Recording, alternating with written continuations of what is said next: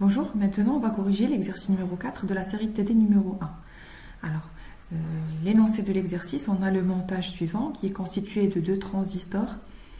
Donc on a un premier transistor T1, le deuxième transistor T2. Ces deux transistors, ils sont identiques, pas comme l'exercice précédent, ça veut dire qu'ils ont les mêmes paramètres, même bêta, même H11. Donc si je suppose que celui-là c'était 1 et le deuxième c'était 2, d'accord? Alors la première question c'est indiquer le type du premier étage et celui du deuxième étage. Ça veut dire est-ce que c'est un émetteur commun, collecteur commun ou bien base commune. Comment savoir cela? Tout simplement, à chaque fois on se pose la question. L'entrée, c'est quoi du montage? D'accord? Et la sortie, c'est quoi? Et ce qui reste, il est commun entre les deux. Alors si je vois ici le transistor numéro 1 T1, donc remarquez avec moi, ici B1, j'ai ici le collecteur numéro 1 et là, c'est l'émetteur numéro 1. Pareil là, le collecteur numéro 2, l'émetteur numéro 2 et la base numéro 2. Alors, je commence par le transistor T1. L'entrée, c'est quoi? Alors, l'entrée, c'est la base. Remarquez avec moi, voici la tension d'attaque. Donc, il y a le courant qui va circuler dans ce sens. Il va attaquer en premier lieu la base. Donc, l'entrée, c'est la base. La sortie, c'est quoi? Bien sûr que c'est la sortie du transistor numéro 1, c'est elle qui va attaquer la base du deuxième transistor. Donc, la sortie, c'est tout simplement, c'est le collecteur. Alors, le collecteur. Alors, ce qui reste, ce qui est commun entre les deux, il reste l'émetteur. Donc, le premier transistor, c'est un émetteur commun. Donc, voilà, le transistor T1, c'est un émetteur commun. Je vais analyser de la même façon le deuxième transistor. Je vais voir qu'est-ce que j'ai, c'est quoi l'entrée, c'est quoi la sortie, et puis, finalement, ce qui est commun, c'est le reste. Alors, l'entrée ici, j'entre par la base. Donc, l'entrée, c'est la base. La sortie, c'est quoi? Remarquez avec moi, voici la sortie, parce que c'est elle qui va partir à la sortie du montage, qui est reliée à la sortie du montage via une capacité de liaison. Donc la sortie, c'est l'émetteur. D'accord? Alors, ça veut dire ce qui est commun, c'est le collecteur. Donc le deuxième, c'est un collecteur commun. Alors, remarquez avec moi, c'est un collecteur commun. Alors, pour la suite de la question, estimer sans faire aucun calcul la valeur du gain en tension du deuxième étage. Alors le premier étage, on a dit que c'était un émetteur commun. On sait très bien que l'émetteur commun, c'est un amplificateur. Donc il y a un grand gain en tension, mais il est inversé. Il faut faire attention à cela. Toujours le gain en tension d'un émetteur commun, vous allez trouver une valeur qui est négative. Ça veut dire quoi? Que c'est un amplificateur inverseur. Donc la tension de sortie, elle sera en opposition de phase par rapport à la tension d'entrée. D'accord? Toujours amplification, mais la sortie, elle est en opposition de phase par rapport à l'entrée. Par contre, on sait très bien, vous l'avez déjà vu sur le cours, que le collecteur commun, il a un gain en tension qui est unitaire, qui est égal à 1. Donc, le rôle du collecteur commun, quand vous l'avez vu, ce n'est pas l'amplification, mais c'est l'adaptation d'impédance. Alors, on va passer à la question suivante. Donc, pour la question suivante, on nous donne les informations sur les paramètres hybrides. On a le H11 et le bêta. Et on sait que le H12 et le H2 est égal à 0. Ça veut dire qu'on va travailler avec le schéma simplifié. Alors, on nous demande de donner le schéma dynamique faible signaux. Donc, comme toujours, pour donner le schéma équivalent faible signaux, on va mettre à la masse tous les générateurs de tension continue. On va court-circuiter toutes les capacités. D'accord? Et par la suite, on va remplacer le transistor par son schéma équivalent en dynamique. Donc, j'ai ici la base collecteur, émetteur. D'accord? Donc, le schéma de l'émetteur commun, schéma équivalent, je vais avoir le H11, l'émetteur, la base et le générateur de courant pour le collecteur. D'accord? Le bêta, IB. Ici, le courant IC et là, le courant IB. Alors maintenant, comme le premier transistor est un émetteur commun, donc voici le schéma qu'on va utiliser. Donc j'ai B1, IC1, collecteur 1, émetteur 1, bêta IB1. Par contre, pour le deuxième transistor, qui est un collecteur commun, alors quand je dis le collecteur commun, j'ai la base comme entrée. L'émetteur, c'est la sortie, et c'est le collecteur qui est commun entre les deux. Donc le schéma équivalent, il va être sous cette forme-là. Donc de préférence de faire tourner ou bien de changer le schéma. Donc bien sûr, c'est le même schéma équivalent. Donc il n'y a pas de différence. Mais justement, pour que le calcul ou la détermination des différents paramètres comme le gain en tension, gain en courant, impédance d'entrée, impédance de sortie, il va être beaucoup plus facile si on change le schéma sous cette forme-là. On respecte vraiment l'entrée et la sortie. Toujours je vais l'entrée en entrée et puis la sortie, je vais respecter ce que j'ai comme sortie. Alors, si je retourne à ce schéma-là, qu'est-ce qu'il y a entre la base et l'émetteur? C'est l'impédance H11 entre la base et l'émetteur, j'ai le H11. D'accord? Donc, les deux transistors, ils sont identiques. Donc, c'est toujours le même H11. Qu'est-ce que j'ai entre la base et le collecteur? Il n'y a rien. Donc, remarquez, entre la base et le collecteur, j'ai rien du tout. Par contre, j'ai entre le collecteur et l'émetteur, j'ai un générateur de courant. Il faut faire attention au sens du courant. Voici le générateur de courant qui est entre le collecteur et l'émetteur. Mais le sens de courant, c'est du collecteur vers l'émetteur, d'accord? Donc ici, j'ai le bêta IB2. Donc ça, c'est le schéma équivalent du transistor lorsqu'il est monté en collecteur commun. Ça, c'est le schéma équivalent du transistor lorsqu'il est monté en émetteur commun. Et celui-là, c'est lorsqu'il est monté en collecteur commun. Maintenant, on va passer au dessin du schéma équivalent global de notre montage. Alors, comme je vous ai expliqué, on va commencer d'abord par les deux transistors, d'accord? Alors, je mettrai ici le schéma équivalent de mon premier transistor. Alors, j'ai la base numéro 1. C'est un émetteur commun, H11, de générateur de courant, collecteur 1, bêta, IB1. Voilà, l'émetteur 1. Alors, si je retourne dans mon schéma, la base, elle est reliée à quoi? Donc, j'ai ici un nœud.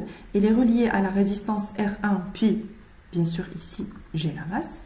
Elle est reliée à la résistance R2, puis à la masse. Et elle est reliée, donc ça, cette capacité, elle est court-circuitée au générateur de tension EG, d'accord? Qui est considéré comme parfait. Donc, je vais mettre ici la résistance R1, puis la masse, la résistance R2, puis au générateur de tension EG. D'accord? On continue. Puis, on a terminé avec la base. Maintenant, concernant l'émetteur, le plus facile. L'émetteur du transistor numéro 1, il est relié à la résistance RE1, puis à la masse. Donc, je vais dessiner ici la résistance RE1, puis à la masse. Voilà. Je mettrai ici ma masse. Ensuite, le collecteur, il est relié à quoi? Il est relié à la résistance RC, puis la masse. RC, puis la masse. Ensuite, il est connecté à la base du deuxième transistor. Voilà. Ici, il est relié à la base du deuxième transistor. Donc ici, je vais mettre B2. D'accord? Alors, B2, c'est un montage collecteur commun. Donc, j'ai ici H11, E2. Ensuite, j'ai le générateur de courant entre l'émetteur et la masse, le sens du courant vers le haut, bêta IB2. Puis après, si je vois très bien l'émetteur, il est relié à quoi? Il est relié à la charge et il est relié à la résistance RE2. Donc je vais commencer par la résistance RE2. Ensuite, il y a la charge RE. Donc pour terminer, je peux ajouter ici le courant de sortie, la tension de sortie, courant d'entrée, tension d'entrée, d'accord? Et voici notre montage, notre schéma équivalent en basse fréquence du montage de l'exercice numéro 4. Comme vous pouvez le remarquer, voici le schéma au propre, déjà fait, donc que vous avez dans votre solution de l'exercice. On va passer maintenant à la première question qui est déterminer la relation entre les courants IB1 et IB2. Très bien. Donc, courant IB1, c'est le courant de base du premier transistor. Courant IB2, c'est le courant du deuxième transistor. Juste, on va faire une supposition pour faciliter le calcul. On va supposer que la résistance R1 en parallèle avec R2, c'est RP. Et on va supposer que la résistance RU en parallèle avec RE2, c'est RL. D'accord? Et n'oublions pas juste, je vais attirer votre attention que ce courant-là, c'est quoi? C'est le courant bêta IB2 plus le courant IB2. Donc, c'est 1 plus bêta IB2. D'accord. Pareil ici, le courant qui circule ici, c'est IB1 plus bêta plus 1 IB1. Donc, c'est 1 plus bêta IB1. Donc, pour déterminer la relation entre IB1 et IB2, de préférence de venir ici dans ce nœud-là, parce que vous pouvez le remarquer à ce niveau-là, on a la relation, on a ici le courant qui circule, c'est bêta IB1, alors que ici c'est le courant I, on va voir après, et j'ai le courant IB2. Donc je vais commencer par ce petit nœud-là, ou bien je peux voir que j'ai le courant I est égal à quoi? C'est moins IB1 moins IB2. Très bien. Je sais aussi que le courant U est égal à quoi? Pardon, la tension U, c'est quoi? C'est RC fois le courant I. Donc, c'est RC fois ce moins, je peux le mettre à l'extérieur, IB1 plus IB2. Là aussi, j'ai une autre relation. Je sais que la tension U est égale à quoi? C'est cette tension-là plus la tension VS. D'accord? U est égal aussi à H11 IB2 plus VS. Et VS, c'est quoi? C'est ces deux résistances-là en parallèle fois le courant 1 plus bêta IB2. Donc, c'est quoi? C'est H11 IB2 plus, qu'est-ce que j'ai dit? 1 plus bêta IB2 fois la résistance RL, puisqu'on sait que la résistance RL, c'est RU en parallèle avec E2. Donc, ici, on remarque très bien que j'ai deux relations. Voici la première relation. C'est U en fonction de IB1, IB2. La deuxième relation, c'est U en fonction de IB2, bien sûr, et IB2. Donc, on peut en déduire avec ces deux relations-là. Ils sont égaux. Moins RC IB1 plus IB2 est égal à H11. Donc, ça aussi, je peux écrire, je peux mettre c'est H11 plus 1 plus bêta RL fois IB2. Donc, voici la deuxième expression de U. Ça, c'est plus facile d'utiliser cette deuxième-là. Alors, avec ces deux relations-là, on peut trouver la relation entre IB1 et IB2 qui est la suivante. Donc, si vous faites le calcul, vous allez trouver que c'est moins bêta RC sur RC plus H11 plus bêta RL fois IB1. Donc, on passe à la question suivante. La question suivante, ils ont demandé le gain en tension. Quel est le gain en tension? Donc, par définition, c'est très bien que le gain en tension, c'est la tension de sortie sur la tension d'entrée. Très bien. Donc, AV, c'est VS sur VE. Donc, d'abord, on va déterminer VS. Donc, comme on l'a mentionné tout à l'heure, ça, c'est 1 plus bêta IB2. Donc, VS, c'est quoi? VS, c'est moins RL fois bêta plus 1 IB2. Vous êtes tous d'accord avec moi? Ces deux résistances parallèles, c'est RL. Très bien, voici la première relation. Donc, on a trouvé VS en fonction de IB2. La deuxième relation, on va chercher VE. VE qui est égal à EG dans notre cas. VE, c'est aussi la tension qui est là. Donc, on peut écrire, donc on est libre, on peut dire VE est égal à R1 fois le courant, par exemple, I1. VE aussi est égal à R2 fois le courant I2. Mais ça ne nous intéresse pas parce qu'on ne connaît pas I1 et I2. Mais ce qui nous intéresse plus, c'était ça. Puisque les broches, elles sont parallèles, donc je peux dire VE est égal à H11 IB1 plus RE1 fois 1 plus bêta IB1. D'accord? Voici la relation. Et on connaît très bien la relation entre IB1, on vient de le démontrer, et IB2. Donc VS sur VE, c'est ces deux termes-là. Mais si je remplace IB1 en fonction d'IB2, on va trouver la relation suivante. Donc vous allez trouver que AV est égal à bêta carré RCRL sur RC plus H11 plus bêta RL, H11 plus bêta RE1, bien sûr avec le signe moins. Et j'insiste sur le fait que le signe moins, ça ne veut pas dire que c'est un atténuateur, toujours c'est un amplificateur, mais seulement que la tension d'entrée et la tension de sortie, elles sont en opposition de phase. Alors, on passe à la question suivante, qui est déterminer l'expression de l'impédance d'entrée. Alors, par définition, l'impédance d'entrée, c'est quoi? L'impédance d'entrée, c'est la tension d'entrée sur le courant d'entrée. Alors, voici le courant d'entrée et voici la tension d'entrée. Alors, je commencerai par le courant d'entrée. Je dirais quoi? Le courant d'entrée, c'est quoi? Je peux rassembler ces deux résistances en une seule résistance et mettre à la place RP. Donc, si vous êtes d'accord avec moi, je vais mettre ici RP et j'élimine ces deux résistances et mettre un courant que je vais appeler I'. D'accord? Donc, je vais dire IE est égal à quoi? Est égal à I' plus IB1. J'espère que c'est clair, même si j'ai fait ce montage-là, donc je suppose que ces deux résistances, ça y est, ils n'existent plus dans mon schéma. Alors, le I', c'est quoi? C'est le VE sur RP, étant donné que RP, c'est R1 en parallèle avec R2. D'accord? Puis, IB' est égal à quoi? Alors, normalement, est-ce que vous êtes d'accord que ça, c'est 1 plus bêta IB1? Alors, je sais que le VE égale à quoi? C'est H11 IB1 plus 1 plus bêta RE1 IB1.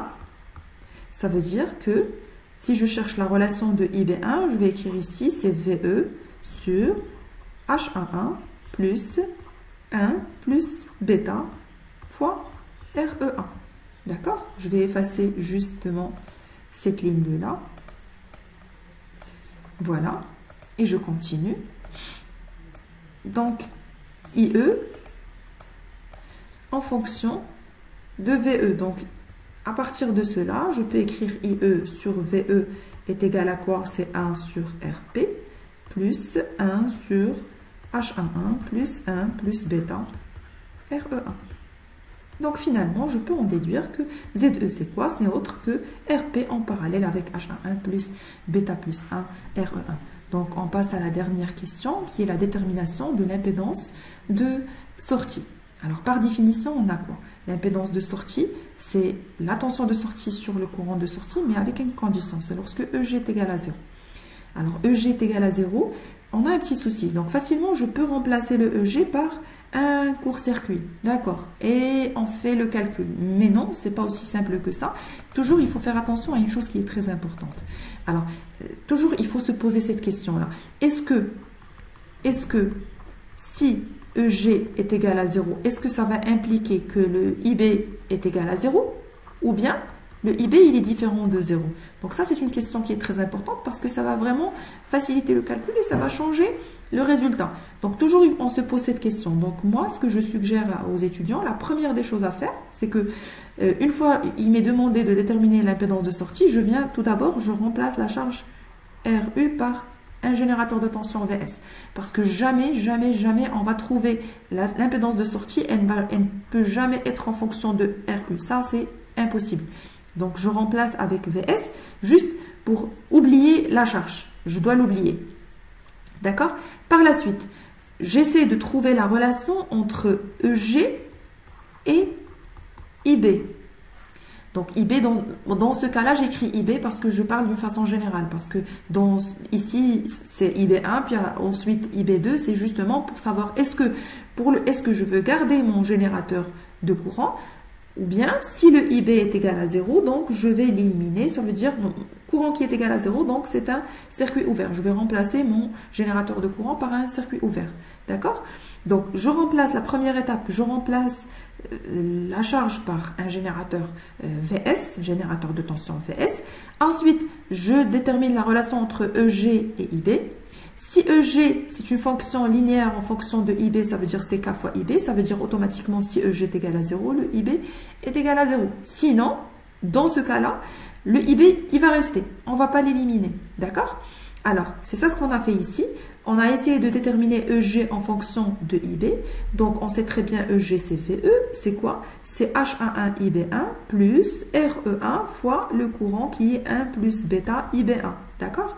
Donc, effectivement, j'ai une relation linéaire entre EG et IB1. Effectivement, EG s'écrit sous la forme de K fois IB1. Ça veut dire quoi? Ça veut dire que si EG est égal à 0, automatiquement, IB1 est égal à 0. Et on vient de démontrer, à la question précédente, on a démontré que IB2 est égal à une constante fois IB1, donc, ou bien un A fois IB1. Donc, puisque IB1 est égal à 0, donc automatiquement, ça implique aussi que IB2 est égal à 0. Ça veut dire que vraiment, notre schéma, il va devenir beaucoup plus simple. Donc, si j'essaie d'illustrer ce qu'on vient de dire, donc EG est égal à 0, donc la première information, on a ZS, c'est VS sur IS lorsque EG est égal à 0. Très bien, donc EG est égal à 0, donc ça c'est court-circuit. Alors le fait que j'ai un court-circuit ici, ça veut dire que cette résistance elle est court-circuitée, pareil pour celle-là. Alors pareil ici, justement, pourquoi? Parce que le IB1 est égal à 0, IB2 est égal à 0, donc les deux ils vont être remplacés par des circuits ouverts. Voilà. Donc, il y a un court-circuit ici. Donc, qu'est-ce qui va me rester à ce niveau-là? Il va me rester tout simplement H11, RC, RE1 et voilà. Et ma tension de sortie et courant de sortie. Donc, voici la tension de sortie, courant de sortie. J'ai le RE1, le générateur circuit ouvert, H11, RC. Donc maintenant, facilement, on peut déterminer l'impédance de sortie qui est VS sur IS. Alors si j'essaie de chercher la relation entre VS sur IS, qu'est-ce que j'ai ici? Vous pouvez le remarquer, c'est quoi? C'est RE2 en parallèle avec H11 plus RC. Et c'est ça la relation. Et là, on a terminé la réponse à l'exercice, le dernier exercice de la série de TD numéro 1. Et merci pour votre attention.